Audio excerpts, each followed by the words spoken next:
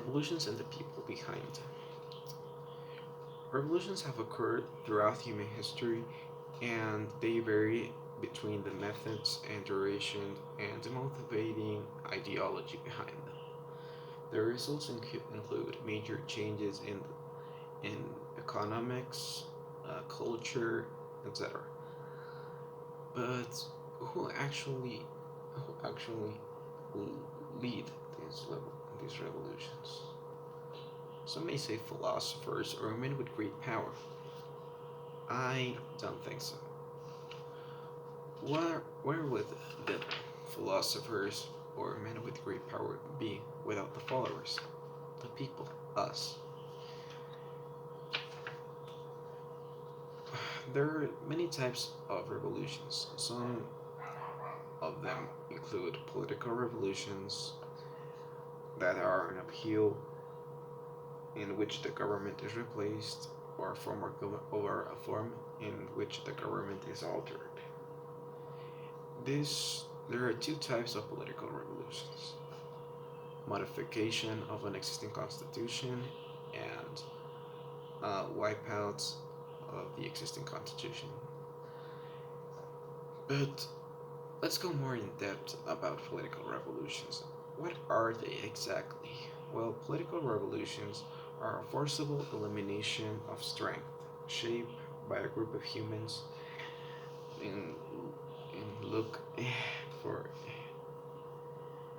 for a new government or a new way of thinking. Um, well, basically, a revolution is a set of people growing as much as to overthrow authorities. The purpose of putting in an improved machine. Usually, a revolution occurs quickly in the term of months or a few years. Despite of the facts, in a few cases, it's able to drag out many decades. But now that we know about political revolutions, who actually are the leaders behind them? I mean, of who are the leaders? Well, when we think about revolutions, we think about Simon Bolivar, Napoleon Bonaparte, men with great power, people who led great revolutions, such as Napoleon, a man who helped overthrow the monarchies in France. But once we think about him, he basically created a dictatorship with himself at its center. This is what men with power can do. So I think, why do we listen to them? Why do we listen to them? Are we actually talking more about men with power than the regular people like us? Um,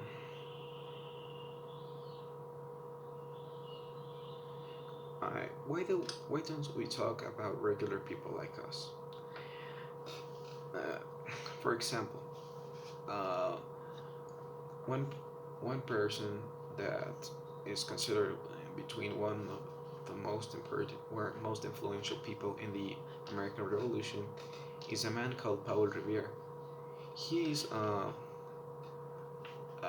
he was an American who helped a lot in the revolution for the U.S. Some may think he was a soldier or a commanding officer. He was actually a silversmith. He he helped a lot by warning all of us, all of the American troops and soldiers about the British that were coming. His famous quote is "The British are coming," that basically helped the American people fight the English people. I don't know.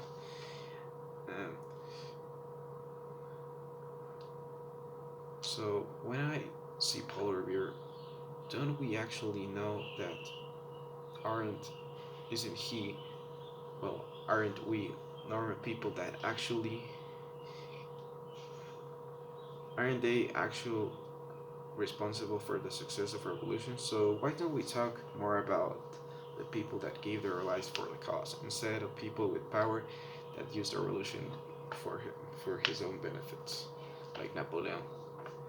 Some may think I'm over exaggerating about our leaders' ideas, so I may sound like a hater and of all our past leaders.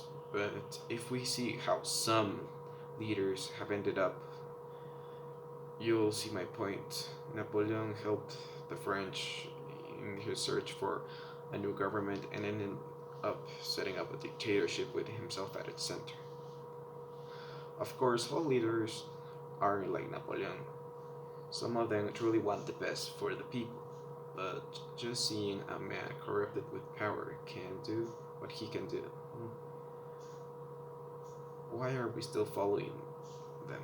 Isn't a better thing to do just to stop revolutions entirely and decide for ourselves what to do to help our countries?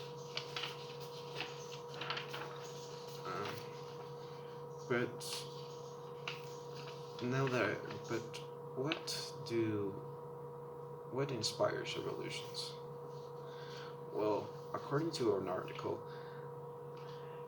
there is a theory written by Karen Burton. Uh, he established that there are three principal reasons why revolutions occur. The people cannot rule as they did before.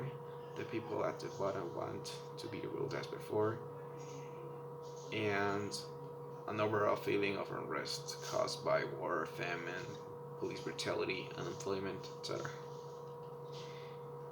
In conclusion, the revolutions can cause positive and negative changes in our society. These can be changes in modification of an existing government, and they can completely wipe out the existing government. These two can vary between positive or negative ones. They may vary in the correct correctly in the way they are correctly executed. If a correct leader executes them, then the result will be positive. If a bad leader executes them, the result will be negative. Well, if the leader has any alternative motives, the revolution will not be a good one. In my point of view, the actual people behind revolutions aren't philosophers or men with power. The true people who are responsible for all revolutions and all of these beliefs